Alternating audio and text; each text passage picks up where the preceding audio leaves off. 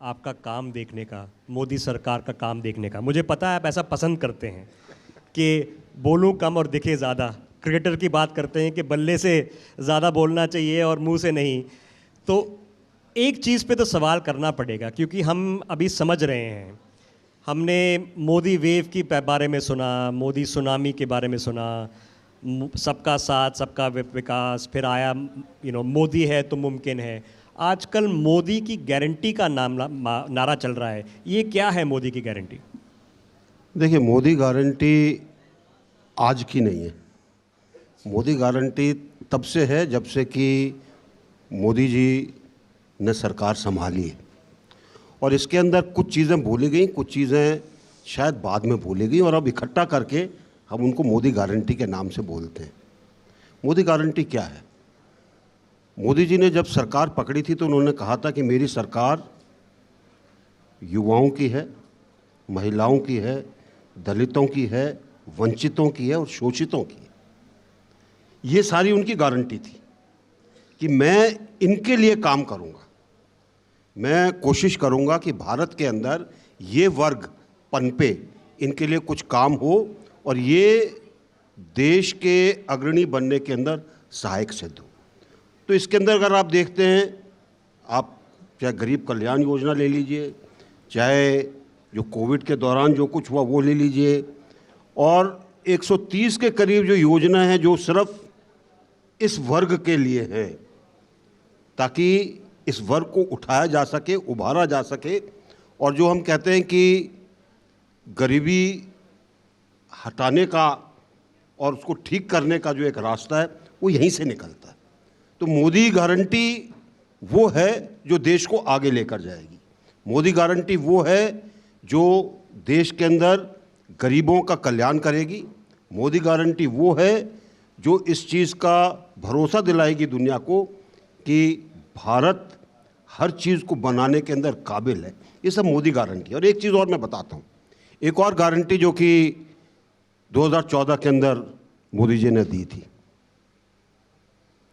अगर विश्व के अंदर कहीं भी कोई भारतीय फंस जाए तो ये सरकार उसको निकाल कर लाएगी। और आप 2014 से देखते जाइए, इस गारंटी के ऊपर वो हमेशा सटीक रहे। कहीं भी, चाहे यमन हो, चाहे साउथ सूडान हो, चाहे सूडान हो, चाहे इराक के अंदर से कुछ करने के लिए लाना पड़े, चाहे आप उसको ले जाइए यूक्रेन के अंदर ले जाइए, कहीं भी अगर भारतीय, अब कोविड के दौरान भारतीयों की बात देखिए, कितनी उस समय वंदे भारत फ्लाइट चलाई गई ताकि जो लोग यहाँ पर फंसे थे वो वापस जा सकें, जो वहाँ पर फंसे थे इधर आ सकें। ये मोदी गारंटी थी। इसी तरीके से हर चीज़ जो मैंने आपको बोली वो मोदी गारंटी। तो मैं बस कुछ दिन पहले ही ले जाऊंगा। पूरा देश it was riveted as a country. 40 लोग फंसे हुए थे एक सुरंग में उत्तरकाशी में। किस्मत थी कि through a pipe we were able to establish communication through water pump के जिंदा हैं। इतना नाजुक मामला था, सो डिफ़िकल्ट। इसमें गारंटी लेना मुश्किल होता है क्योंकि it is so difficult because is the law of nature. It's a very complex rescue operation. लेकिन आप थे वहाँ पर। ये आप प्लीज़ हमें बताइए वो रेस्क्यू ऑपरेशन कैसे गया, और इसमें क्या क्या सोच, गारंटी क्या सोच थी इसमें कि नहीं सबको निकालना है? जैसे मैंने आपको पहले कहा, आपको शायद लगता है कि मोदी गारंटी मुश्किल है, लेकिन ये गारंटी है जो प्रेरणा देती है। चाहे जब हम पहली बार गए थे 2015 में ऑपरेशन राहत के नीचे, लड़ाई चल रही थी यमन में। 6 ग्रुप थे, कौन किससे लड़ रहा पता नहीं। सब चीज़ ठप थी, ना टेलीकम्युनिकेशन ठीक था, ना वहाँ से आप गाड़ियों का कोई बंदोबस्त हो सकता था। कौन किसके ऊपर गोली चला दे पता नहीं। एयरपोर्ट के ऊपर रोज़ हवाई हमले होते थे। ऐसे उसके अंदर निकालना, क्योंकि एक प्रण था कि हमने भारतवासियों को निकालना है। अब जो भी जाएगा वो उस प्रण पे पूरा उतरने के लिए काम करता है। अब अगर हम सिलक्यारा की बात लें, जैसे हम लोगों को पता चला कि टनल का एक हिस्सा डिस्टर्ब हो गया है, मुझे नहीं पता कि कितने लोगों को इस चीज़ के बारे में पता है। इस टनल को जब बना रहे थे तो एक हिस्सा उसका सेंसिटिव था, उस सेंसिटिव हिस्से के दूसरी तरफ पूरा पक्का कर लिया गया था, इस तरफ से भी कुछ हिस्सा पक्का कर लिया था, ये इस हिस्से को छोड़ा हुआ था और ये तकरीबन 3.5-4 साल तक छोड़ा हुआ था। इस पर सेंसर्स लगाए हुए थे। 3.5-4 साल कुछ नहीं हुआ इसके अंदर। अब जब 3.5-4 साल कुछ नहीं हुआ तो सोचा गया अब इसको पक्का कर देते हैं। जैसे ही उसकी क्लीनिंग शुरू की वो पूरा का पूरा गिरने लगा। और पहला जो काम होता है ऐसे काम के अंदर वो किया जाता है कि आप मलबे को निकालें ताकि अपने लोग निकल सकें। जितना जैसे उस मलबे को छेड़ा गया और पूरा का पूरा एक चिमनी की तरह बन गया वहाँ पर, और हमारे लोग फंस गए। इनिशियल जो हमारा प्रयास था सफल नहीं हुआ। कई प्रयास किए, हर प्रयास के बाद बाधा आती गई, लेकिन एक चीज़ मन के अंदर थी, हम इनको निकाल लेंगे। और सिर्फ उसी चीज़ को लेकर हम चले। अलग अलग एजेंसी बुलाई गई, अलग अलग तरीके सोचे गए, हर तरीके से। और सबसे बड़ी चीज़ थी कि इन 41 लोगों को दिलासा कैसे दें। वे दोनों तरफ से रास्ता बंद है, वो फंसे हुए हैं। हमारे लिए ये कहिए कि एक चीज़ अच्छी ये थी कि ये जो इलाका जहाँ पर वो फंसे हुए थे, तकरीबन यहाँ पर 1.5-2 किलोमीटर की जगह थी। ये टनल जहाँ पे पक्की हो रखी थी 16 फुट ऊंची थी, तकरीबन 30-32 फुट चौड़ी थी। जगह बहुत थी, हमारी बिजली ठीक थी, हमारा पानी जो जा रहा था वो भी ठीक था। तो दो बड़ी समस्याएं हमारे लिए इनिशियल फेज़ के अंदर जो थी, उनको जहाँ पे कुछ खराबी थी उसको ठीक किया गया।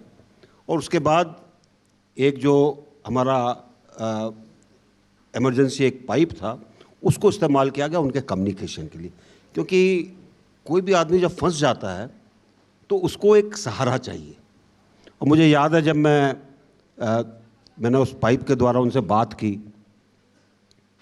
मैंने कहा मैं जनरल वीके सिंह बोल रहा हूँ और मैं आपको एक ही चीज़ का भरोसा दिलाता हूँ कि आप सबको बचा के निकालेंगे।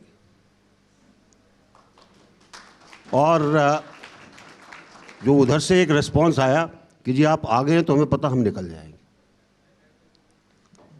और उसके बाद देर लगी, क्योंकि कई चीज़ें ऐसी थी जिसके बारे में हम सोचते थे कि ये चल पड़ा है तो कुछ घंटे में हो जाएगा, लेकिन कुछ चीज़ें ऐसी थी जिनके जो आपके सब प्लानों के बाद भी वो चीज़ अलग निकल आती थी। नीचे बहुत क्या है कि जब टनल आप बनाते हैं तो उसमें मेटल बहुत लगता है। आप ग्राउटिंग करते हैं ताकि लैटिस जो है वो ठीक रहे, लैटिस गर्डर्स लगते हैं ताकि वो वेट ले सकें। अब ये सारा का सारा जब चीज़ नीचे गिरती है और हम जहाँ से निकलने की कोशिश करें तो ऊंची थी, तो लॉजिकली सब कुछ ठीक था, लेकिन हमें नहीं पता था कि वो गर्डर भी तिरछाओं के ऊपर आ जाएगा, आपके ऑगर के अंदर फंस जाएगा। और 1750 हॉर्स पावर की मशीन थी, वो गर्डर उसके चारों तरफ लिपट गया इतना, यानी कि उसको फिर निकालना, पाइप को काटना टाइम कंज्यूमिंग था। और जैसे जैसे टाइम चल रहा था वो हमारे लिए एक कंसर्न थी, इसलिए एक दूसरा पाइप खाने के लिए डाला गया। और उसके बाद हमने एक फ़ैसला लिया कि हमारे जो आदमी हैं उनको ये नहीं लगना चाहिए कि एबंडन हो गए। हमने उनके लिए 10 दिन का खाना इकट्ठा किया हो। फिर आपने फ़ोन लाइन भी डाली। So general sir, I have to ask you this. I know you're a person who spent his entire life in uniform. You are in politics now, you fight elections, you will be fighting elections, so I know you are reluctantly into it.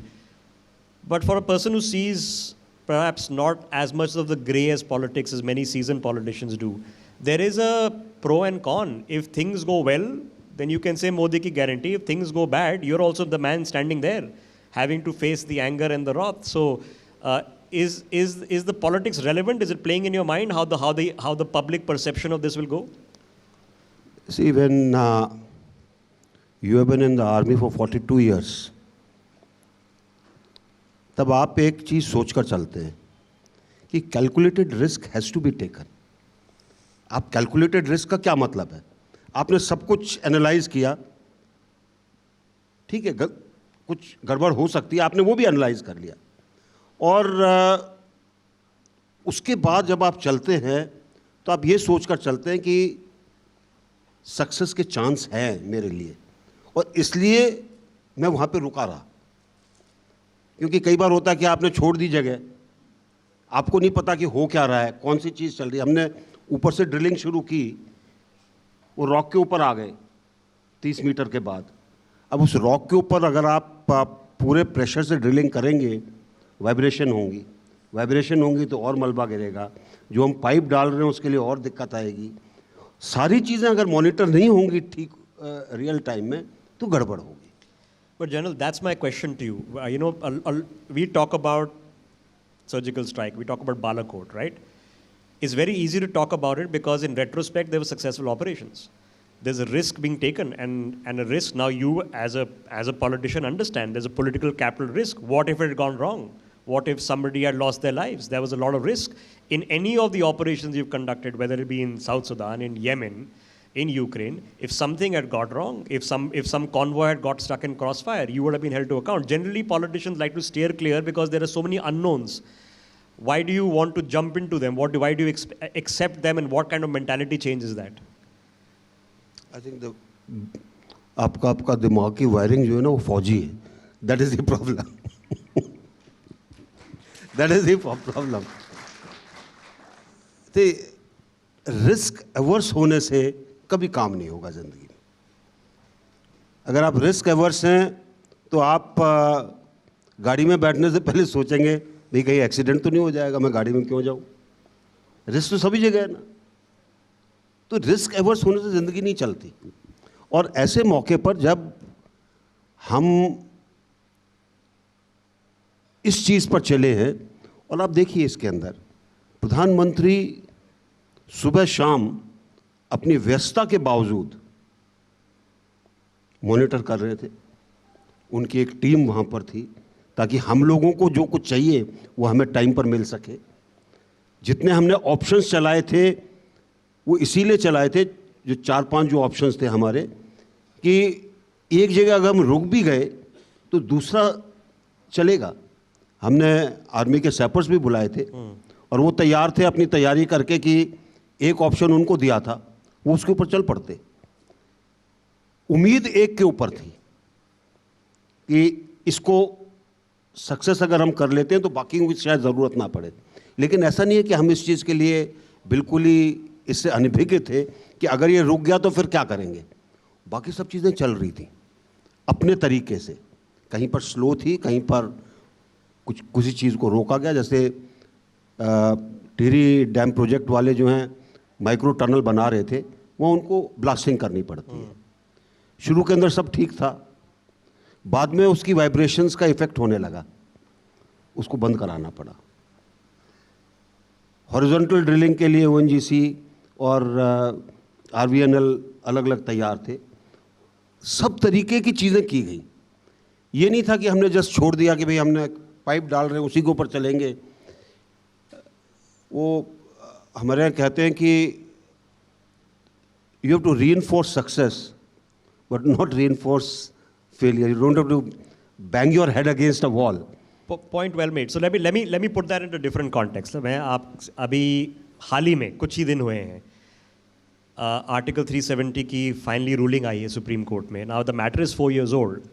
Now in my entire life and career, sir, and I'm sure in yours also, we've been talking about 47 में ये हुआ, 48 में ये हुआ, फिर महाराजा हरी सिंह ने ये किया, माउंट बैटन और नेहरू, फिर लियाकत, और फिर ये इन्वेजन, फिर 52 अग्रीमेंट, 54 ऑर्डिनेंस, ये.